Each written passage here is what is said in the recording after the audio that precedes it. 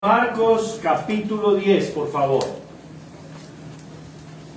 Mi hermano me comentó que quedaron en la parte del joven rico. Y como él estuvo exponiendo esta sección, yo voy a continuar desde el versículo 32 al 45. 32 al 45, así que lo voy a leer, ustedes me siguen y luego voy a exponer el pasaje. Marcos capítulo 10, versículos 32 al 45. ¿Listo? Iban por el camino subiendo a Jerusalén, y Jesús iba adelante, y ellos se asombraron y le seguían con miedo. Entonces, volviendo a tomar a los 12 aparte, les comenzó a decir las cosas que le habían de acontecer. He aquí, subimos a Jerusalén, y el Hijo del Hombre será entregado a los principales sacerdotes y a los escribas, y le condenarán a muerte y le entregarán a los gentiles, y le escarnecerán, le azotarán y escupirán en él y le matarán, mas al tercer día resucitará. Entonces Jacobo y Juan, hijos de Zebedeo, se le acercaron diciendo: Maestro, querríamos que nos hagas lo que pidiéramos. Él les dijo: ¿qué queréis que os haga? Ellos le dijeron: concédenos que en tu gloria nos sentemos el uno a tu derecha y el otro a tu izquierda. Entonces Jesús les dijo: no sabéis lo que pedís. ¿Podéis beber del vaso que yo bebo o ser bautizados con el bautismo con que yo soy bautizado? Ellos dijeron: podemos.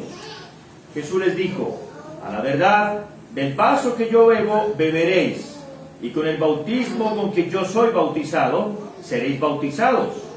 Pero el sentaros a mi derecha y a mi izquierda no es mío darlo, sino aquellos para quienes está preparado. Cuando lo oyeron los 10, comenzaron a enojarse contra Jacobo y contra Juan. Mas Jesús, llamándolos, les dijo: ¿sabéis que los que son tenidos por gobernantes de las naciones se enseñorean de ellas, y sus grandes ejercen sobre ellas potestad? Pero no será así entre vosotros, sino que el que quiera hacerse grande entre vosotros será vuestro servidor, y el que de vosotros quiera ser el primero, siervo será de todos. Porque el Hijo del Hombre no vino para ser servido, sino para servir, y para dar su vida en rescate por muchos. Amén. Vamos a orar una vez más. Padre bueno, háblanos a través de tu palabra, Señor. Muéstranos la gloria de Jesucristo. Muéstranos cómo esto tiene que ver con nosotros hoy, en Girón, Santander, Colombia, en pleno siglo XXI, Señor. Danos entendimiento, luz, calor en nuestro corazón para vivir según las demandas de tu Evangelio. Que podamos aprender de la mala petición de estos hombres, cómo es que debemos esperar con expectativas correctas en tu reino, Señor. Que estos niños que están aquí con nosotros, jovencitos, adultos, todos seamos llamados al servicio tuyo.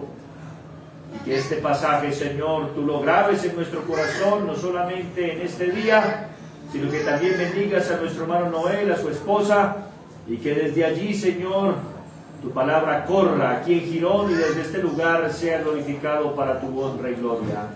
En el nombre de Jesús. Amén.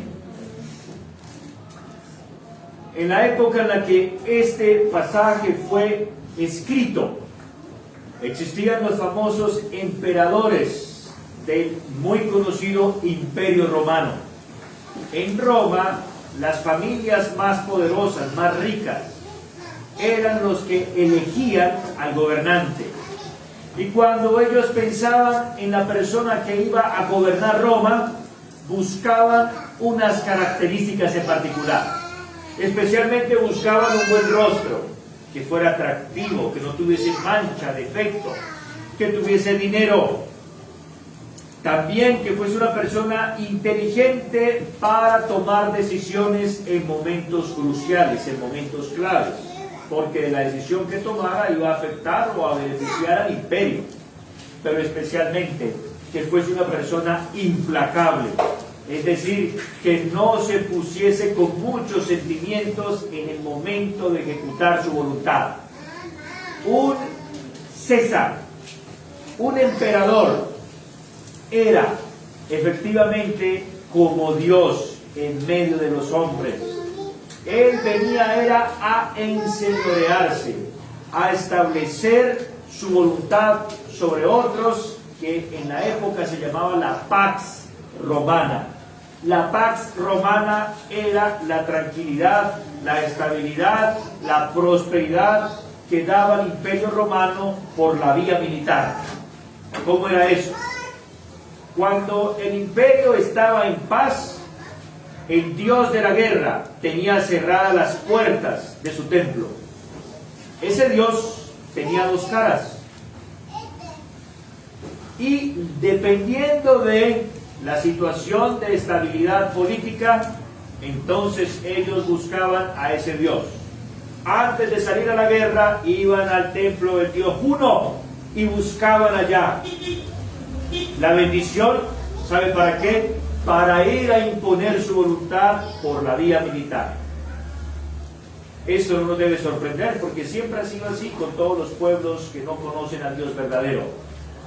Pero escuche bien, el problema fue que el pueblo de Israel copió esa visión. La expectativa del Mesías, del Salvador, que tenían los judíos en el tiempo de Cristo era, no única, pero sí principalmente, mayoritariamente, una salvación tipo militar. Es como le ocurrió a un conocido que estaba sorprendido cuando viajó a otro país, al país del norte, y decía: maravilloso este país, todo limpiecito. No, increíble, el Central Park, allá en Nueva York, no hay absolutamente ningún excremento de perro. ¡Wow! Es que esta gente es muy culta, es que esta gente definitivamente es de mejor clase.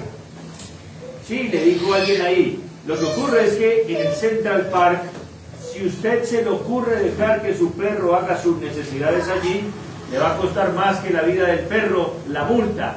Y aquí hay cámaras por todos lados y los que están trotando hay varios policías infiltrados. En otras palabras, no puede escaparse. Así que eso es un mito, una leyenda de la supuesta educación de otras culturas como si fuesen de una mejor raza. No. Lo que ocurre es que, lamentablemente, el corazón humano, que está torcido después de la desobediencia de Adán y Eva, necesita, lamentablemente, la fuerza, la imposición por la vía legal, por la vía tributaria para obedecer. Si dejan a las personas libres para que hagan su voluntad, ¿qué van a hacer? El mal, lamentablemente. Pero Jesús de Nazaret no es semejante a estos reinos de la tierra, ni los que gobiernan Central Park, ni los que gobernaron Roma. En el capítulo 10 del Evangelio según San Marcos estamos en el corazón de todo el relato. El Evangelio según San Marcos es uno de los 4 evangelios: Mateo, Marcos, Lucas, Juan. Y Marcos en particular presenta a Jesús como el siervo del Señor. Es el evangelio más corto en cuanto a relatos, pero es el evangelio más activo. Jesús está sirviendo, Jesús está actuando, Jesús está moviendo. Y podemos rastrear la forma en la que el escritor Marcos escuchó el evangelio de Simón Pedro, y observamos 3 partes en todo el evangelio largo. La primera parte es el ministerio de Jesús sirviendo en lo que se conoce como la Galilea. La Galilea era la parte norte de Israel. Había un lago que ellos llamaban Mar de Galilea porque ellos no conocían algo más grande, eran campesinos. Pero cuando conocieron el mar Mediterráneo se dieron cuenta que eso era un simple laguito. Como cuando alguien ve una laguna acá, ¡wow! O la laguna de Tota, en Boyacá, o algo parecido. Pero luego conoce el mar y dice, no, esto es otra cosa más grande todavía. Bueno, eso ocurre. Los primeros capítulos, del 1 al 7, estamos encontrando esa dinámica. pero hay unos pasajes, que es la segunda parte, y es que Jesús se mueve de allí y Jesús hace un giro. Si usted ve el mapa así, este es el norte, este es el sur, aquí queda Galilea, aquí queda Judea, y Jesús hace un viaje por las regiones de los gentiles. En el capítulo 5, Jesús aparece sanando a un endemoniado en Gadara, el endemoniado gadareno, no ganadero, por casualidad, ¿no?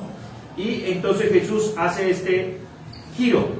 Esa es otra sección, la segunda sección, que es en el Evangelio narrado por Marcos, donde Jesús está enseñándole a la gente pagana, a la gente que no tiene conocimiento del judaísmo. Y la tercera y última parte es cuando Jesús se centra en el ministerio de Judea, cuya cúspide, cuyo final, ¿cuál es?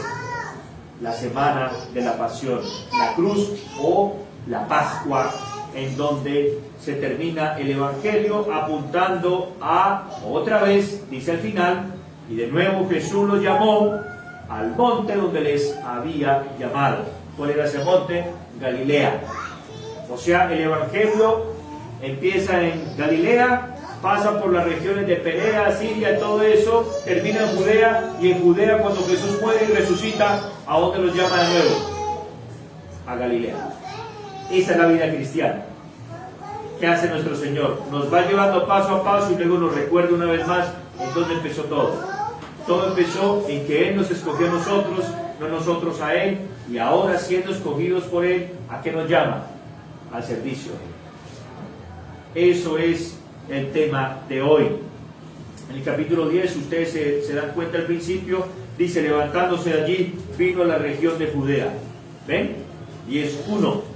Así que Jesús está en la región de Judea, al sur, está acercándose a la cruz. ¿Y qué encontramos? Que ya en Judea estaban las personas que no creían en Cristo, los rabinos, los fariseos, los escribas, personas que se caracterizaron por ser hipócritas. Les gustaba la religión externamente, pero su corazón no estaba con Cristo. Por eso en el capítulo 10, versículos 1 en adelante, está el debate sobre el matrimonio. Los fariseos se las daban de muy santos, pero en realidad ellos practicaban el divorcio por cualquier causa. Tenemos registros históricos en donde se registra que los fariseos, si una mujer quemaba la comida, se acababa el matrimonio. Si ya no le gustaba, no servía más. Esos eran los famosos fariseos que se las daban de estrictos ante la ley. Bueno, Jesús les muestra que son hipócritas y que el problema está en el corazón de ellos. Luego, estas personas, los fariseos, menospreciaban a los niños. No querían que los niños se acercaran para conocer la palabra de Dios. Y Jesús otra vez los reprende y les dice que esos niños, estos hijos de las personas que estaban recibiendo la enseñanza de Jesús, para ellos también era el reino, al reino les pertenecía a ellos. Por eso tenemos a nuestros hijos aquí, les instruimos en la palabra de Dios. Luego aparece el joven rico, que es una historia muy conocida, larga, donde aparece un hombre asumiendo que él ha cumplido perfectamente los mandamientos. Y Jesús le comprueba que esto no es cierto. Jesús le cita los pasajes de la segunda tabla, como se llama tradicionalmente, que son las relaciones entre el prójimo. Y vaya, vaya, ¿qué dice este muchacho? Todo lo he cumplido desde mi juventud. Si nosotros nos ponemos a hacer una estadística en Girón y le preguntamos a las personas si son malas, si acaso uno que otro dirá, sí, pero yo también tengo cosas buenas. ¿Cierto? Aquí es donde Jesús utiliza la ley para mostrarle al corazón del hombre que no somos tan santos como debiésemos. La medida que Dios tiene para los seres humanos, ¿cuál es? Perfección. Y no perfección un minuto de su vida. No, perfección durante toda su vida. Si usted no ha sido perfecto durante toda su vida, le pasa como a mí. Y es que, como crecí en una iglesia evangélica escuchando la palabra desde niño, yo me consideraba que, pues yo de qué me arrepiento porque no diezmé de lo del descanso de la escuela. Eso eran mis pecados. No, tal vez, se me olvidaron los versículos. ¿Qué pecado tengo yo comparativamente con mis compañeros que eran terriblemente malos? Bueno, este es un gran pecado, el pensar que usted no tiene pecado. Primera carta de Juan, capítulo 1, del 8 al 10 dice, si decimos que no hemos pecado, mentimos y la verdad no está con nosotros. Si usted escucha a una persona que dice, pecador yo, si él dice que no, ya pecó. Porque el que dice que no ha pecado le hace a Dios mentiroso. Porque Dios dice que todos hemos pecado, Romanos 3:23, en consecuencia todos estamos destituidos de la gloria de Dios. Por eso necesitamos la salvación. Y aquí es cuando el argumento es el corazón del asunto. Y es, presten atención, Jesús dice literalmente, no es posible para los hombres entrar en el reino de Dios. No es posible. Y entonces los discípulos dicen, entonces, ¿quién puede ser salvo? Y ahí es donde Jesús responde, para los hombres es imposible, pero para Dios no, porque todas las cosas son posibles para Dios. Así que el poder de Dios y el poder del Evangelio está en lo siguiente, en que nos da la capacidad no de merecer la salvación, porque ya vimos que no es posible, sino de recibir la salvación, que es diferente. Merecer es trabajar para lograr, no. Recibir es descansar.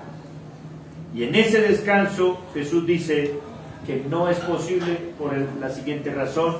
En el contexto del joven rico, ay de los hombres y las riquezas. Usted dice, no, si yo fuera rico, terrible, esos ricos tan avaros. Y nosotros no somos ricos, por lo menos no sé si alguno de ustedes es rico, pero si lo fuese, realmente ¿en dónde está su confianza? Si Dios quisiera, y yo espero que no lo quiera, no quiero eso, ni que Dios tampoco, pero si perdiera usted el trabajo, chao, chao, adiós, inmediatamente después de haberse involucrado en un crédito hipotecario, imagínese, la primera cuota arrancó usted y lo despidieron de la empresa, le dijeron, esté viniendo y le organizamos el tema de la liquidación, y el otro mes, y así sucesivamente. Y si usted empieza los primeros días, bueno, Señor, yo confío en ti, tú eres mi pastor, nada me faltará. Un mes, 2 meses, al tercer mes, a muchas personas se les acabaría ya la fe. Cuando le empiezan a llegar las invitaciones, no de trabajos, sino del banco. ¿Qué pasó? ¿Cierto? Y eso hace que muchas personas empiecen a cuestionarse, ¿realmente Dios existe? ¿Dios está conmigo? ¿Realmente Dios me ama? ¿Realmente Él me escucha? Y como Jesús predijo en Marcos capítulo 4, en la parábola del sembrador, ¿qué ocurre? Ante la escasez y los afanes por las riquezas, ¿qué hace la gente? La semilla se vuelve infructuosa.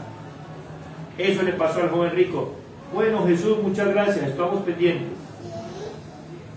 Mientras Jesús le llama a este joven a seguirlo a él, al servicio de él, porque le dice, entrega la mitad de lo tuyo a los pobres y ven y me sigues. En la versión de Lucas capítulo 19 aparece que Jesús no llamó a otro hombre a seguirlo, y él también era rico, pero este hombre sí lo siguió, llamado Zaqueo. Ironías de la vida, ¿no? Y es entonces donde Jesús confronta a sus discípulos, porque ellos también les pasaba lo mismo. Pedro responde, Señor, y nosotros lo hemos dejado todo, y de aquello que... O sea, Pedro estaba preocupado por la estabilidad financiera como cualquiera de nosotros, con familia, los que tenemos esposa e hijos. Necesitamos, Señor, un retiro, una jubilación. ¿Qué vamos a hacer? Señor, ¿y qué hacemos? Te estamos siguiendo y cuando tú mueras o desaparezcas, ¿qué vamos a hacer?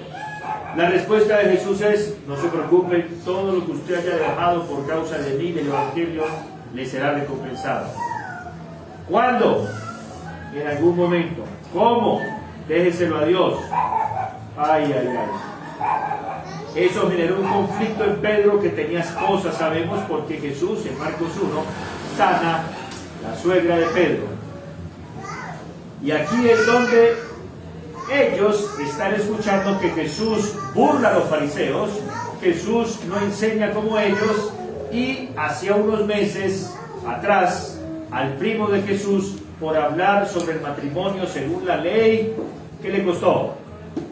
La muerte. Juan, el que bautizaba. Y ahora resulta que Jesús va para Jerusalén. Ay, Dios mío, ahí sí que Pedro le empezó a temblar. todo. Por eso en versículo 32, aterrizamos a nuestro texto de hoy, iba por el camino subiendo a Jerusalén. Subiendo es por la geografía. Como decimos nosotros desde Girón, vamos a subir a Bucaramanga. Es lo mismo. Jerusalén queda sobre 7 colinas alrededor, hacia arriba. Y se le acercaron diciendo, o más bien, y ellos se asombraron. ¿Por qué se asombraron? Que Jesús fuera al lugar donde lo iban a matar. Ya Jesús había predicho su muerte. Aquí nuevamente el Señor anuncia su muerte y le seguían con miedo. Seguir a Jesús con miedo, sí. Si usted no lo ha sentido, mi oración hoy es que usted siga a Jesús con miedo. ¿Miedo de qué? Miedo no de pecar porque vamos a pecar, sino miedo de estar buscando algo que Jesús no prometió, algo que Jesús no garantizó y algo que Jesús no le dio a sus discípulos, ni les dijo que buscaran. Escúchame, cuando yo era niño yo escuchaba que decían los compañeritos del colegio, mire, ese es evangélico, con él no se junte. Y recuerdo que tuvimos una clase en el colegio de religión. Y en esa clase de religión alguien llegó a enseñar la Biblia. Entonces se acordaron del evangélico. Esos evangélicos saben la Biblia. Bueno, gracias a Dios por eso. Y pude aprovechar para enseñar algunos versículos que ya me sabía de niño. Pero hoy, cuando la gente asocia un evangélico, ¿con qué lo asocia? Se volvió evangélico, ahora tiene plata. O se volvió evangélico, cuidado con su mujer. O no sé qué cosa. Piense. Para los judíos, ser seguidores de Jesús en este momento era peligroso. Jesús ya estaba identificado como una persona que estaba buscándose problemas con los fariseos y ahora se iba a buscar problemas con los romanos. Y dice, entonces Jesús los tomó aparte y les dijo, vamos a ir a Jerusalén, el Hijo del Hombre será entregado a los principales sacerdotes, escribas, lo condenarán a muerte y lo entregarán a los gentiles. ¿Quiénes eran los gentiles en ese momento? Los romanos. Va a ser entregado a ellos. Le escarnecerán, le azotarán, le escupirán, le matarán, mas al tercer día resucitará. Imagínense que usted está aquí y le decimos, bueno, muy bien, pongámonos de acuerdo, ¿a quién le gustaría ir a un viaje exploratorio a Marte? Nadie ha ido a Marte. No sabemos si vamos a regresar. Le prometemos a usted grandes ganancias, grandes riquezas. Pero ¿quién quiere ir a Marte? La gente lo piensa, ¿cierto? Bueno, es más o menos lo que Jesús está diciendo. Viene hablando de las recompensas por seguirlo y servirlo. Ahora dicen, síganme, le va a costar la muerte. Claro, inmediatamente en lugar de quitarles a ellos el temor, se lo aumentó. Pero les da dos frases de esperanza. La primera frase está en este versículo 33. El Hijo del Hombre será entregado. El Hijo del Hombre aparece en Daniel, el libro del Antiguo Testamento, capítulo 7. Daniel ve cuando todo está en caos y cuando pasan y pasan los años y él no es liberado. ¿Se acuerdan que Nabucodonosor llegó a Judá y se llevó cautivos a los muchachos? No podían hacer nada, les tocaba decir sí. Pero luego Nabucodonosor muere, deja a su hijo, Nabonio, no está en la Biblia, pero sí aparece el nieto, Belsasar, capítulo 5 de Daniel. Y luego caen frente al gobierno de los persas, medo-persas. Y luego queda el profeta Daniel ya anciano en el reino de Darío. Y se pregunta, ¿qué va a pasar con este mundo? Y tiene una visión. Y Dios le muestra que hay alguien que recibe todo el dominio de los cielos y la tierra, y él se queda mirándolo en su visión y le ve el rostro como un hijo de hombre. ¿Quién es esa persona? El Mesías. Y los judíos sabían que había un hijo del hombre a quien Dios le había entregado todo, pero ¿cómo iba a reinar? ¿Como César? No, iba a reinar como siervo, muriendo. Eso es lo primero. Contradice inmediatamente la expectativa que tenían ellos. Y luego, después de morir, la buena noticia es que la muerte no podrá vencerlo. Él resucitará. Es en ese contexto, pero el que ríe último ríe mejor, que se acercan Jacobo y Juan, hijos de Zebedeo. En todas las versiones de Mateo, Marcos y Lucas aparece esta historia, por la siguiente razón. Los hijos de Zebedeo probablemente eran familiares de Jesús en la carne. Como lo sabemos, cuando en los evangelios, cuando llegan allá, en la cruz, aparecen unas mujeres allá en la cruz. Y una de las mujeres dice María y las mujeres, y en otra dice la madre de los hijos de Zebedeo. Y luego aparece la hermana de María en diferentes evangelios. Y ahí que se deduce que era familiar en la carne. Otra forma de saberlo es que esas ciudades eran ciudades pequeñas, Nazaret, son caseríos, llamaríamos nosotros, muy pequeñito, todo el mundo se conoce ahí, ¿no? Entonces, ¿qué pensaron ellos? Bueno, como este es el Hijo del Hombre, como este es el Mesías, ¿cómo voy yo ahí? ¿Cómo vamos? Se veía, decimos en Colombia. Bueno, pues imagínense, mi primo es el Mesías. Pónganse a pensar, ¿no? Mijo, que si usted me colabora ahí. Hoy una señora en la mañana estaba en la iglesia y se me acercó y me dijo que era contratada por el alcalde de una ciudad. Imagínense, el despacho del alcalde, cualquier cosa que se le ofrezca, pastor, no se preocupe.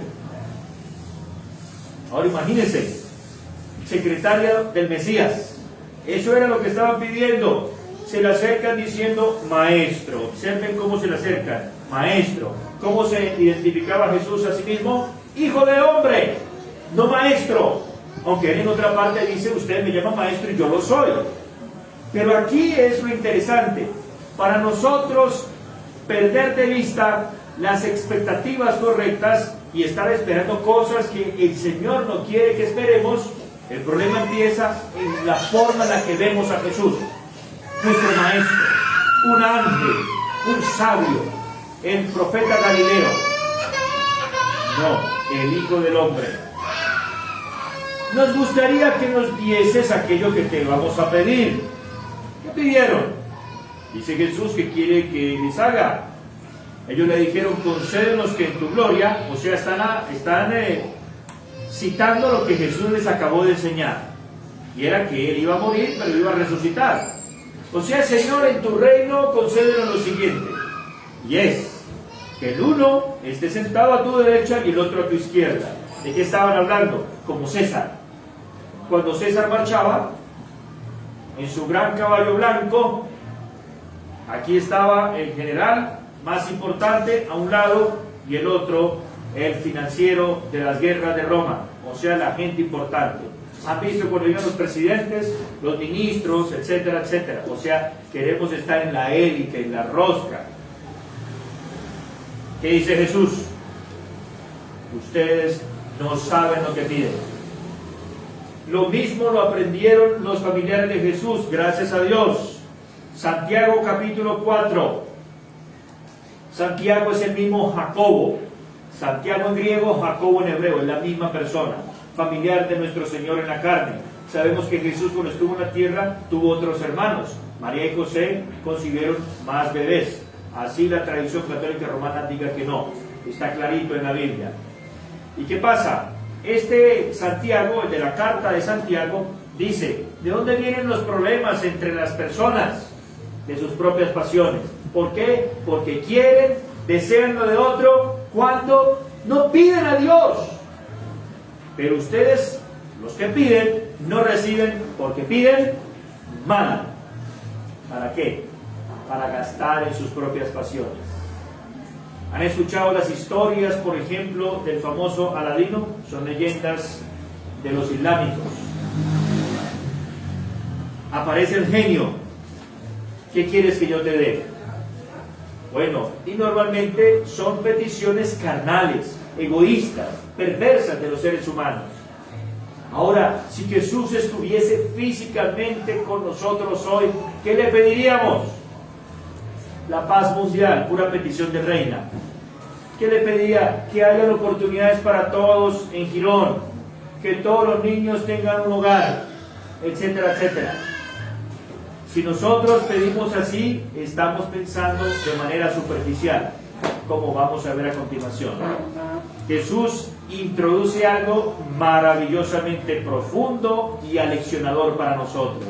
Escuchen lo que Jesús dice: podéis beber del vaso que yo bebo y ser bautizado con el bautismo con que yo soy bautizado.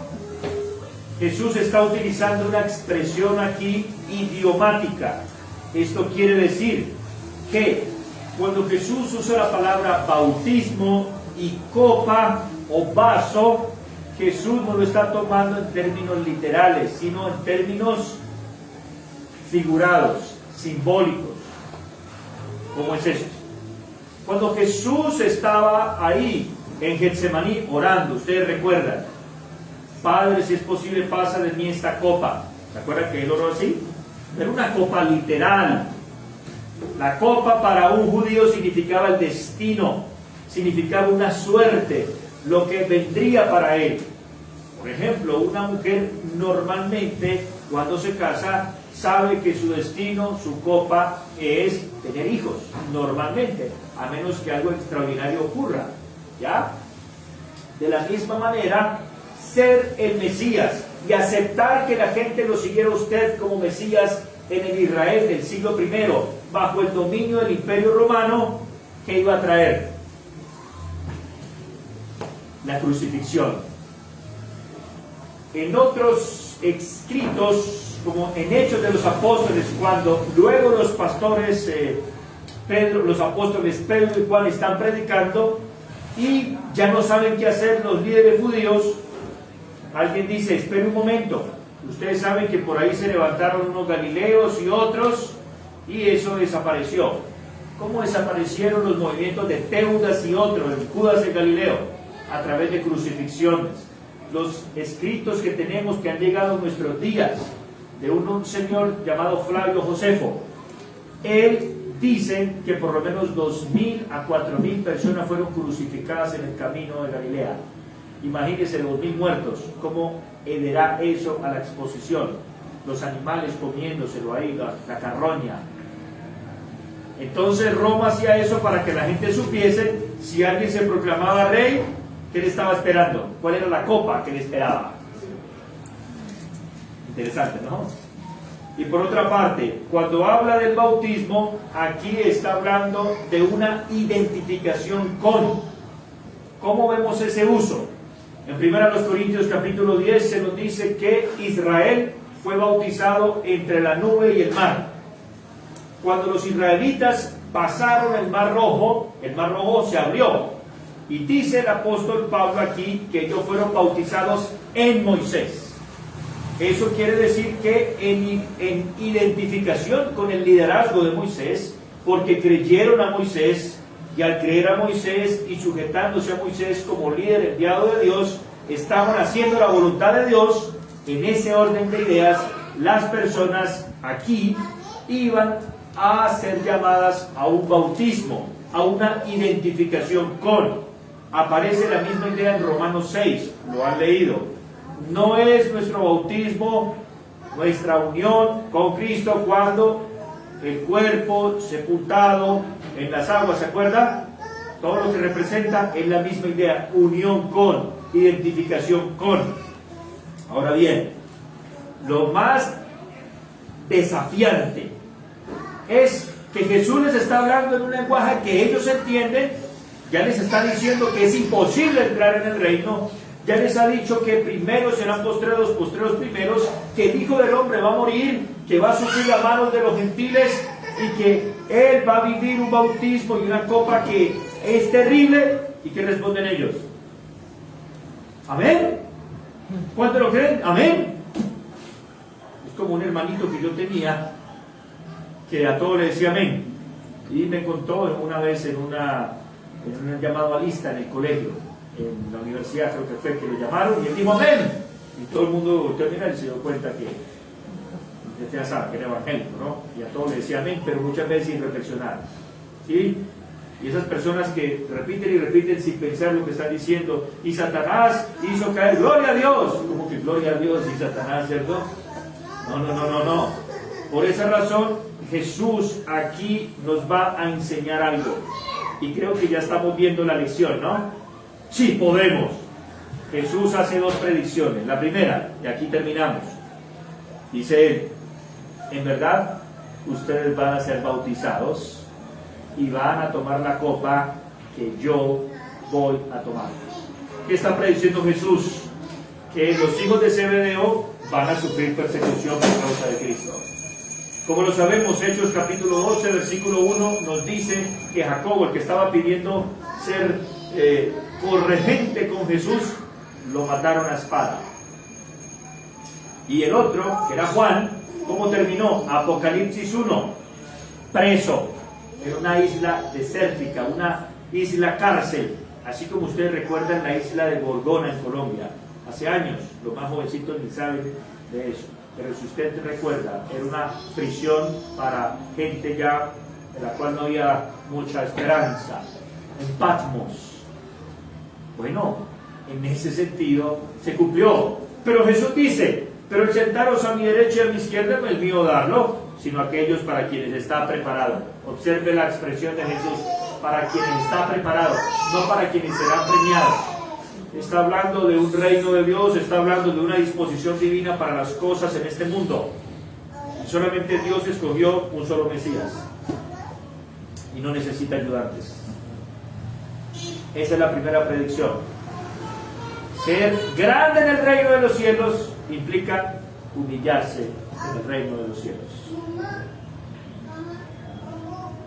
La segunda predicción, los demás fueron llamados. ¿Y cómo estaban los demás? Es terrible eso que están pidiendo Jacob y Juan. No, ellos estaban enojados. ¿Por qué razón? Porque ellos querían estar a la izquierda y a la derecha. Mire, si hay una cosa que lamentablemente describe a los cristianos, son las peleas, discusiones, chismes, enemistades. Por ahí dicen, pueblo chico, infierno grande, y mi esposa en estos días me dijo, iglesia pequeña, tremendos problemas. Ustedes no piensen que por estar en una ciudad en otra, por una denominación u otra, por tener un pastor otro, no, el problema somos nosotros. El problema está en nuestro corazón. Y aquí vemos que ellos estaban enojados porque ellos ya lo habían pensado, solamente que nosotros sí se atrevieron a pedirlo. Que Dios nos ayude, ¿cierto? Todos nosotros. Y luego Jesús los llama y les dice, muchachos, ustedes saben que los que son tenidos por gobernantes de las naciones, ¿qué hacen? Abusan de las personas. Eso significa señorear. Y ellos ejercen sobre ellas potestad, o sea, imponen su voluntad. ¿Conocen historias así? De camino de Bucaramanga hacia acá, ¿qué creen que vi? La cara de esos políticos que parecían ovejitas en las vallas publicitarias.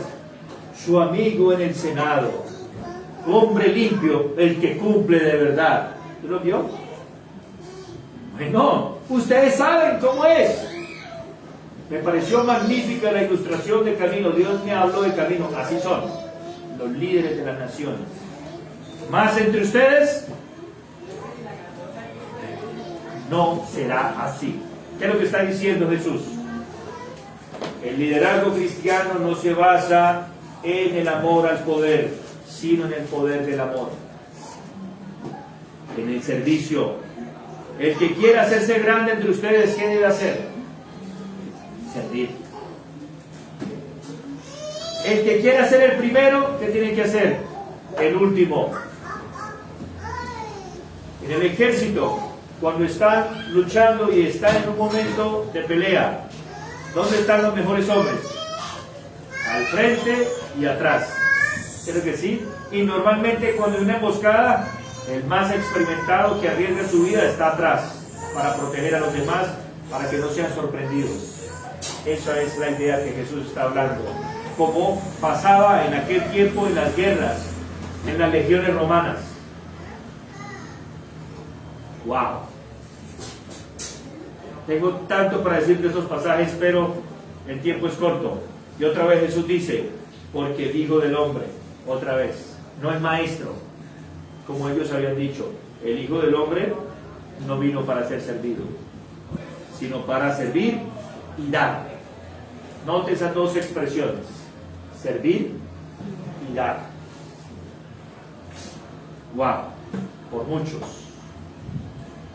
no por todos. Aquí podemos sacar 3 aplicaciones para nosotros y llegamos a nuestra conclusión. Lo primero, definitivamente el corazón humano es engañoso. Si a mí me hubiesen dicho lo que significaba ser pastor, créanme, lo hubiese pensado más, de todo corazón. No me arrepiento, estoy completamente convencido, voluntaria, libremente, pero yo lo hubiese pensado un poquito más. Definitivamente es servir y dar. No durante un año, ni durante 2, toda la vida. Si a mí me hubiesen dicho que el matrimonio era servir y dar, ¿cierto? Yo lo hubiese pensado más. Y claro, lo sigo haciendo, pero tendré que seguirlo haciendo hasta el final. ¿Por qué? Porque la Biblia conecta en Efesios 5 ambas cosas. El servicio de Cristo y el servicio del esposo en la casa. Lección número 1, nuestro corazón definitivamente es engañoso. A uno le gusta la gloria, pero no la historia. Y ahí va la segunda lección. Queridos hermanos, definitivamente hay algunos de nosotros que van a tener que sufrir más que otros. Y no necesariamente porque sean más pecadores que nosotros y esto, no, es porque para ellos Dios les tiene preparado algo. Acuérdense, no es al que yo quiera, sino para quienes está preparado. Todos los apóstoles no murieron de muerte natural, excepto Juan, el más joven. Él fue guardado para tener la última revelación de Apocalipsis. Él era el más jovencito que creció y al que recostaba su pecho, su cabeza sobre el pecho de Jesús, y a quien Jesús le revelaba ciertos secretos que no le decía a los demás. Jesús le estaba preparando desde jovencito para algo que venía más adelante. En cambio, Pedro y otros murieron de muerte trágica. Pedro, según la historia, murió crucificado hacia abajo, cabeza abajo. Pedro fue el que predicó el evangelio que Marcos copió y que nos dejó en este escrito.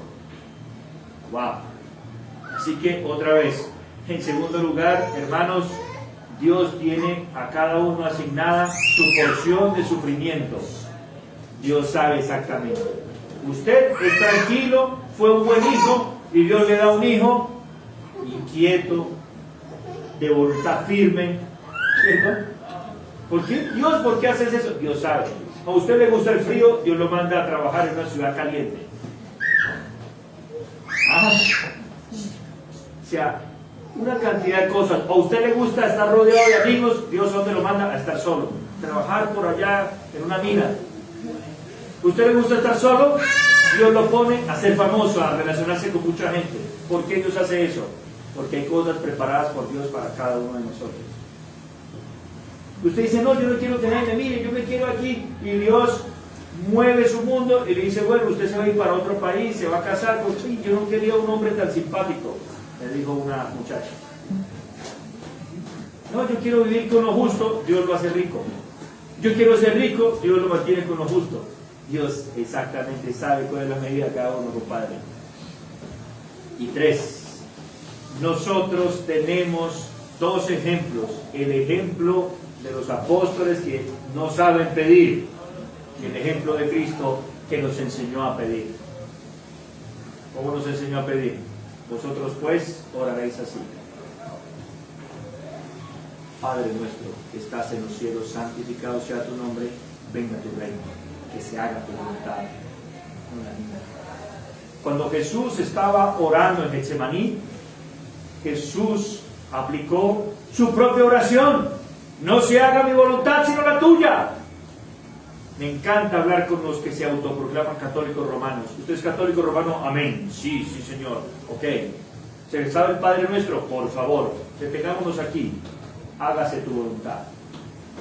Cuando usted ora del Padre Nuestro, hágase tu voluntad, ya con eso tiene para que espere un momento.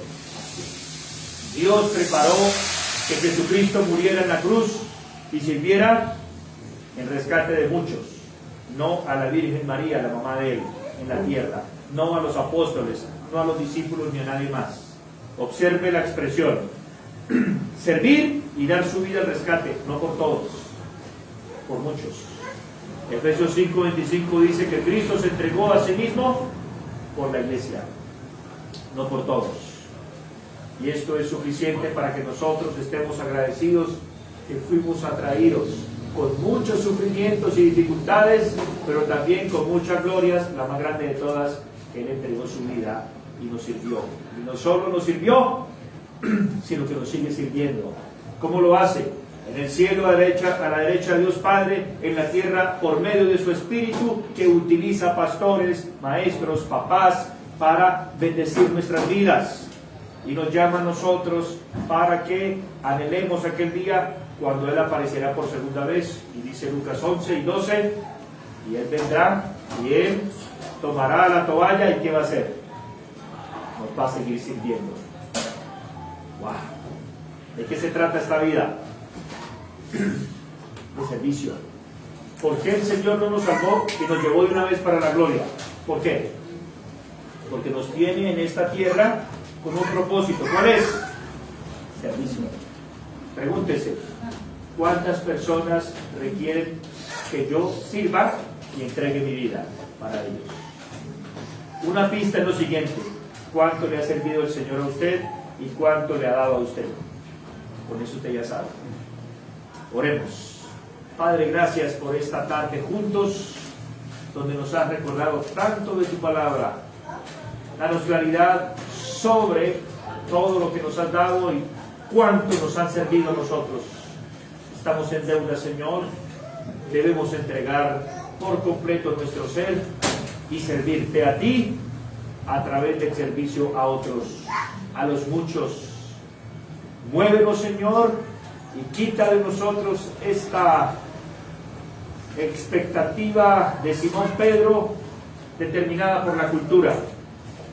Lamentablemente, Señor, así como el Imperio Romano forjó la manera de pensar de muchos, así hoy Hollywood, así hoy la televisión, así hoy las cadenas de radio, las redes sociales, están forjando la vida de nosotros, haciéndonos pensar que la vida se trata de hacer nuestra voluntad, de buscar nuestra felicidad, de buscar nuestra realización personal.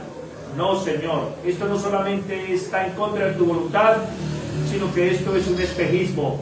No sabemos lo que queremos ni lo que pedimos. Tú sabes que nuestra felicidad, nuestro gozo, no está en lograr todo lo que deseamos, Señor. Si así fuese, entonces las personas que logran con creces los deseos de su alma serían felices. Y no es así. Ellos terminan suicidándose, adictos a la droga, destruyendo su vida, porque ahí no está el propósito de la vida del hombre, sino aquel propósito que el Hijo del Hombre nos dio, que es servicio a otros. Entre nosotros no será así.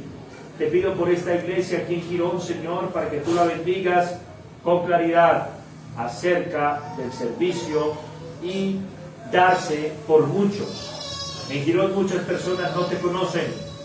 En Girón muchas personas necesitan que ellos les den de su tiempo, dinero y talento para que sigan los pasos del Maestro, porque Él sufrió por nosotros, dejándonos ejemplo para seguir sus pisadas. Señor, gracias por este día juntos, por amarnos y por consolarnos, porque un día, Señor, nos recompensarás aquello que no tienes por qué recompensarnos, porque ya nos has dado mucho, Señor. No importa, con todo y eso, tú te deleitas en darnos y en servirnos, en esta vida y aún en la vida que viene, para la honra y gloria de tu nombre. Amén.